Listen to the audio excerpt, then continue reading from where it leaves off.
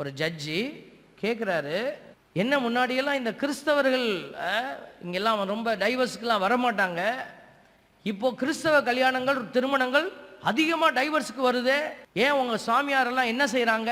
பாருங்க, சாமியாருங்க என்ன செய்ய முடியும்? ஆண்டவர் உங்களோடு இருப்பாராகன்னு இப்படி சொல்லிக்கிட்டு தான் இருக்க முடியும். அங்கே இருக்கிறவங்க தான், நீங்கள் தான் பதில் சொல்லணும். அங்கே இருக்கிறவங்கெல்லாம் இருந்து அறிந்துட்டு போகிறாரு, இப்போ என்ன? இப்போ இன்னைக்கு நாம் சொல்லக்கூடிய காரியத்தை உள்வாங்க மறுக்கிற அநேகரை நாங்கள் பார்த்துட்டு தான் இருக்கிறோம்.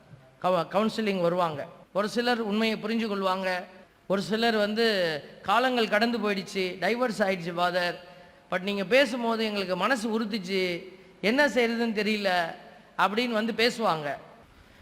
பிரசங்கம் வச்சுட்டு கீழே வரும்போதே, ஃபாதர் இல்லைங்க ஃபாதர், மனசெல்லாம் கஷ்டமா இருக்கு ஃபாதர், நீங்க பேசும்போது ரொம்ப கஷ்டமா இருக்கு.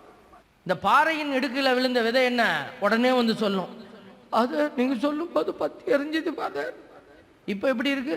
போயிடுச்சு ஃபாதர், புஷ்ஷுன்னு போயிடுச்சு ஃபாதர். அவ்வளோதான்.